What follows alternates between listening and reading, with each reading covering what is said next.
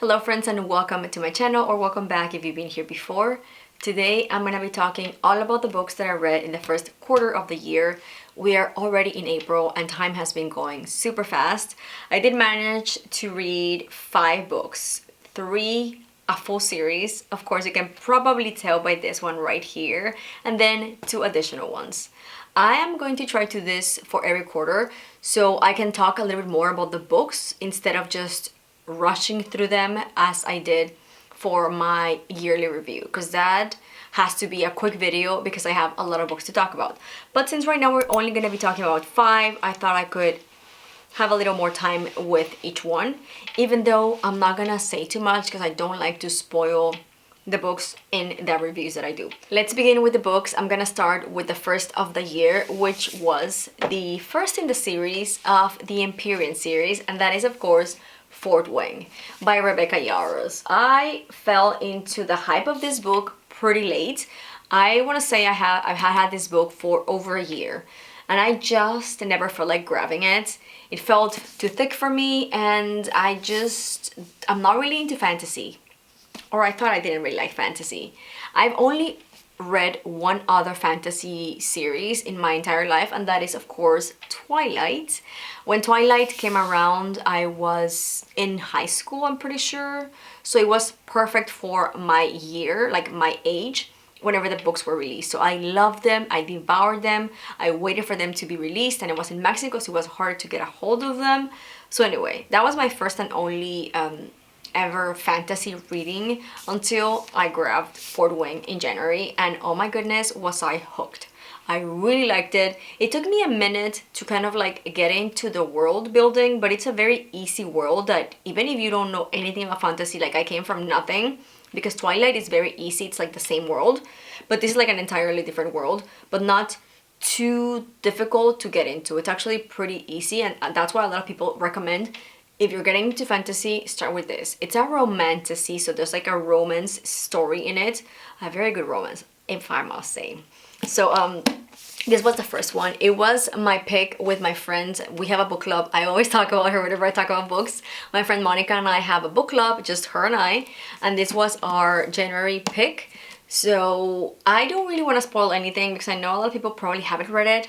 A lot of us have read it, and I am up to date into the Empyrean series naturally. So pretty much it's about a girl that her mom is in a higher rank on their military world, and she has to get into, I guess it's like a kind of like a, it's not really a high school, it's not really a college.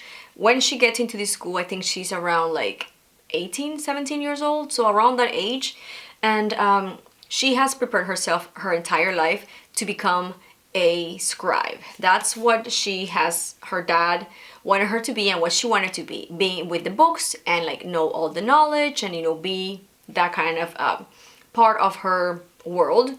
But then her mom is a general in the military, and in a general specifically in their school, so she's a very high rank. So she decides that her daughter has to become a writer, a dragon writer. So anyway, this is the story of Violet, that's her name, Violet Torringale, and how she starts in her first year in the school. It's 3 years until you can graduate and then become an actual military writer person.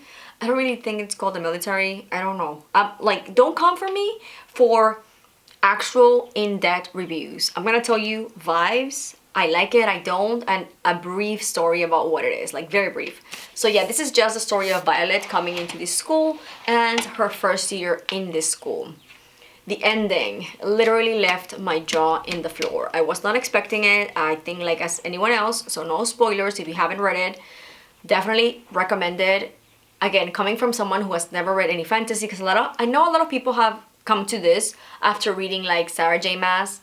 That's never caught my eye, especially again because the books are like this thick. Strongly recommended. It's fast-paced, it has adventure, it has a lot going on, but at the same time you are captivated probably in the first 50 pages, if that, probably even sooner than that. I really liked it. It's easy to follow along, and the story is very gripping, and the ending will leave your jaw in the floor if you haven't read it. And of course, after the jaw-dropping ending of Fort Wing, I knew that I had to continue the series. So I told my friend with, who I have a book club with, I was like, forget about our picks that we already had decided for our book club for the next 3 months, because we had already picked, I think, all the way up until April. I was like, forget about that. We have to move on with the series. And she was like, is it that good? I'm like, yes, it is. So she went on and agreed with me that for our second book of the year on our book club, we're gonna go on with Iron Flame. And oh my goodness, was Iron Flame a good surprise. I did not spoil anything for myself. I came into these books literally knowing that there were dragons and it was some kind of fantasy. That's pretty much it. And there will be a romance involved. I didn't want to know anything. I didn't want any spoilers. So that's how I would recommend you go into it. Just know that there's dragons, there's kids between the age of 17 and 25 maybe, and there's romance. So anyway, then whenever I moved into Iron Flame, I was blown away because the very little things that I read or heard here on TikTok or like on Instagram or YouTube about Iron Flame weren't the best reviews. People were saying it was slow, it was unnecessary drama, if you will, unnecessary trouble, or like issues that were put into this book just to make it this big. I think it was perfect. I really loved Fort Wing, but the way that things are developing in Iron Flame, I really loved it. There was, I think it was chapter 36 or 35, I can't remember. I was literally bawling my eyes out. I couldn't believe it, how much this book got to me. And I was having breakfast one day and I was reading in the kitchen and my husband came in and he's like, are you crying? And I was straight up like bawling my eyes out. I couldn't even see anything. I had to stop reading because I could not physically continue reading because I could not stop crying. And I'm like, yes, it was really, really good. Especially that chapter was completely heartbreaking. I'm not gonna say much. But after, we're following still Violet and her little crew of friends and, companions from her school into this next new section of what's happening. Because again, in the first book, we get major news. I don't know if I should put like a trigger warning here, like a spoiler alert, because I don't want to give spoilers. But something major happened in the first book that completely changes Violet's pretty much view of her life as she knows it, because there's something going on that she was never aware of. So with her schoolmates and her love interest, Satan, they're trying to solve this big issue that's happening and affecting pretty much everyone in their continent or in the world. It's called the continent. So yeah, there's a lot of new discoveries among discoveries of the problem at large, and then of her own dragon. So there's a lot of things going on. Again, I don't want to say too much, so I don't want to give any spoilers. Absolutely loved it. If I could say it was better than Fort Wing, I think this was my favorite out of the 3 so far. And then after we were done with Iron Flame, we had to jump into Onyx Storm. I am obsessed with the series. I would strongly recommend it. There's a lot of adventure. It's very fast-paced and I went crazy. I pre-ordered this on the Target it's the Target exclusive. It's very pretty, very little differences, but I thought it was worth it. I mean, who cares? It was only $20 more and that I paid for having 2 books. And the bigger difference is that you have the gold on the front, and then you also have a little dragon in the inside, and you also get the continent map in full color, comparing it to the regular deluxe or whatever edition, which is black and white, and there's no dragon on the front and there's no gold on the front. So there's not really much differences, but I wanted to have it. And also in the Target exclusive, you do have a few illustrations here and there. I don't remember where they are, but there's illustrations of the dragons and some of the scenes. I found one, let me show you. So it's pretty cool. So we jumped into Onyx Storm and another 5 out of 5. I really liked it. I got a little confused with a lot. I was expecting to be reading Onyx Storm really fast as I did Fort Wing and Iron Flame, but no.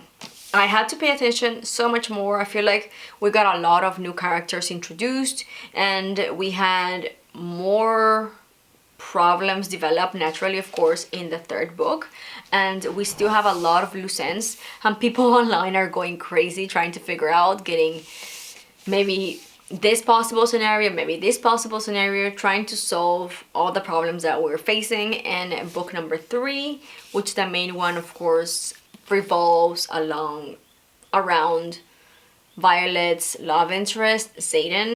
So yeah, I know this is not like an actual review of the books. I just don't want to give any spoilers. I would just strongly recommend, if you've seen them, if you've heard about the series and you haven't picked them up, I would strongly recommend you do. They're very entertaining, they're fast-paced, they're easy, they're just, except for Onyx Storm. Onyx Storm definitely took me a minute to kind of like try to figure out what was happening while I was reading. I had to like go back and be like, okay, what's going on? A lot of things I didn't understand, but that's okay. That's why I go online on TikTok and here on YouTube and see all of the development plot explained precisely in detail. So if you want to go ahead and find something like that, definitely go ahead and do that, because I do not, in any of my reviews, I don't give any spoilers and I don't give any too much explanations. Just in general, as a reader, I'll read this entire book and then 5 minutes later, I have no idea what happened. I'm gonna tell you I loved it, I enjoyed it so much, and I remember the general story of the book, but I'm not gonna remember in detail everything. But there's a lot of booktubers and people on TikTok that literally live to make specific detailed timeline of everything that happened in the books, and I would strongly recommend you go and check one of those videos if you have any questions or if you want to really find out more about what happens in the books. To me, 5 out of 5 series. I absolutely love it. It has become my new obsession. Last year and the year before that, I discovered Magnolia Parks, and I am still obsessed with Magnolia. I have yet to finish the series, but with now the Empyrean series and Four Wing series, that's probably how more people know about it. It has dethroned every single one of the 2 other series that I loved to be my number 1. I absolutely love it. I cannot wait to get book number 4. There's a lot of possible scenarios happening. People are trying to figure out what is going to happen with the next one, because I think there's going to be 5 books in the series. We only have 3 so far, and the 4th is going to be here until, I believe, 2 years from now, so like 2027, which seems like forever, but we have to be patient. Rebecca, please give us the best 4th and 5th book as soon as you can, because we're dying over here to know what's going on. Anyway, we move on from, I think those, okay, never mind. I think this next book I read sometime during February. Yeah, February. So 1st January I read Fort Wing, and I started Iron Flame. So in February, whenever I was done with this, I didn't jump to Onyx Storm immediately because I was waiting on my friend to finish hers. So I went into another series that I'm in the middle of. This is The Tea Shop Mystery by Laura Childs, and this is Shades of Earl Grey. This is my 3rd book in the series that I've read so far. The series has, I want to say, like 20-ish books and counting. They're just easy to read murder mysteries. There's always gonna be a murder. That's how the books start. There's a murder, and then the tea shop owner, there's a tea shop owner called Theodosia. She is kind of on the sides, gets involved always in these murder mysteries, and she's trying to solve them on her own and alongside one of the detectives, one of the police guys, but she's always kind of like on her own, trying to do it with the help of people in the town and her co-workers. Again, she's a tea shop owner, a beautiful little tea shop in beautiful Charleston. So it's very atmospheric. So you have the beautiful scenery of Charleston, and then her beautiful tea shop and her little home upstairs on her on top of her tea shop. It's just very pretty, and personally I love drinking tea. It's like my choice of drink. I don't drink any coffee, and I love having like actual afternoon party, like afternoon teas, and the whole shebang. I'll set down my table. So whenever I found this series, I thought it was beautiful. I think it's very pretty. It's a good in-between books. It's a good book to grab whenever you have nothing to read and you just want like a fun little mystery that is not gonna be difficult to read. It's gonna be quick because it's like short little books, and you can just, you know, solve a mystery, but it's in a more cozy way, if a murder mystery can be cozy. But I really love them.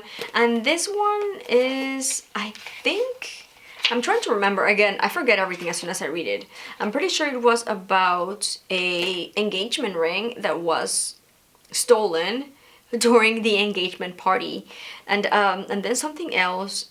I think a few things start to disappear, but the main big thing is a wedding ring that was an heirloom from a very rich family from Charleston. So yeah, it's a really good mystery. I liked it, and I cannot wait to keep reading the series. I think I mentioned this before.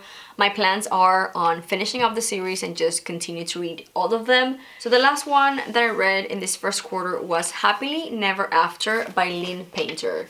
I think like Lynn Painter got really famous or popular here on BookTube and TikTok because of Better Than the Movies, which I have it as part of my physical TBR that I have yet to read. But I think this was one of her first or second adult novels, so there's gonna be a lot of spice. I was honestly not expecting it to be so spicy, but it is. So just trigger warning if you don't like to read spicy or books with spice. I personally don't care too much for them. That being said, this is also a very spicy series, so another trigger. So if you don't like spice in your books, then I would not recommend this romantasy. But I mean, I don't prefer them, but this was so good because of everything that I don't care.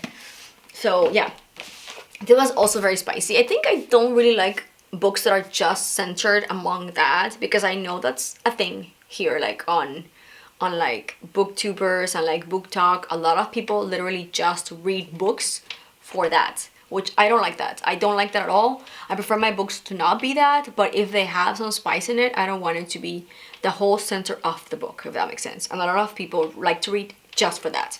So anyway, this is very spicy, that being said, but I really enjoyed it. I read it really fast. I think it's super fast paced. The chapters are teeny tiny. It's like 3, 4, 5 pages long. So you're gonna be going through it in no time, and it's a dual POV. So it's gonna be from the girl's perspective and then the guy's perspective. So I really, really love that, because you're seeing everything as it's happening through both set of eyes. I really loved it. So our main character is gonna be the girl, which I cannot remember her name, Sophie. Sophie is getting ready to get married, but she wants to back off. She wants to back off from the wedding. There's no spoilers. She wants to back up from her own wedding, but her father and her future father-in-law work together. So her father pretty much depends on this guy for her family's well-being, you know, as the head of the family. So she decides to find someone who can save her from that marriage without her being the one who stops the wedding. So she gets, I think, one of her friends, cousins, something. This guy right here is connected to her best friend in a way. So she hires him to object the wedding. So pretty much, you know, whenever you're at the wedding and the priest or whoever is officiating the wedding, it's like, is there anyone who has something to say that can stop, or like that these two people should not get married? So this guy comes in and he says something. So that's what he gets hired to do. So he stops Sophie's wedding. I think his name is Max, I'm pretty sure. Yes, Max. So anyway, that's what she wanted. So she gets out of this marriage and she's super happy about it. And then she spends the night, not in any romantic way or anything. The guy just stays with her and her friend in the honeymoon suite that she was supposed to have her honeymoon at. So just the one night, and they chat, they get along really nice, and then that's it. He leaves, they go on with their lives, and then I think a few months later have passed, and Max calls her back to ask for a favor. He needs to do a wedding. He needs to be an objector at a new wedding, but he wants her to come with him because it would make better sense if a girl is objecting this wedding for whatever reason. So that's how kind of like their relationship, not like romantic, just like friendship relationship starts. And also very important, Sophie is like against real love. Not that she's against, she doesn't believe in like real love. It's like, I mean, yeah, you can find a great partner and have a good life, but that's saying that it's the love of your life, and like she doesn't believe in that. But yeah, of course they start hanging out, they become friends, but it's always in this platonic way because she doesn't believe that there's real love exists. So she's like, oh, he's great and we can hang out and have fun, but that's it. Like, but then of course Max starts to fall for her, and then their romance develops. It's a very good book. I really enjoyed it. It's the latest one that I read, so I remember way more than the other 4. I would recommend it if you're looking for a quick, fun romance that's gonna be easy to read and you're gonna finish in no time. It's one of those good in-between books. Or if you like romances, I think this was an easy to go over romance, not too cheesy, but fun, funny. I really enjoyed it, and I enjoyed so much reading it that I want to go back and read better than the movies, because I've had it in my bookshelf for almost 2 years. So I really need to get into that book. And I know it's Lynn Painter, but for young adult, so I don't know what to expect. It's probably also going to be a fun, cute little romance without the spice, which is great. But yeah, that is the last book that I read in this quarter. So from January to March, I am in the middle of reading The Queen Investigates. I think that's the name of the series, a new series. So we'll see how I like it. I'm halfway through. I'm enjoying it so far, but it's not as fast-paced as I was expecting. Especially because I'm coming from all of these books that I very much loved. So anyway, I'll talk about that whenever we meet again on the next quarterly review of what I read. Anyway, you guys, thank you so much for watching. If you enjoyed this video, like always, please give it a big thumbs up and don't forget to subscribe. I'll see you on the next one. Bye!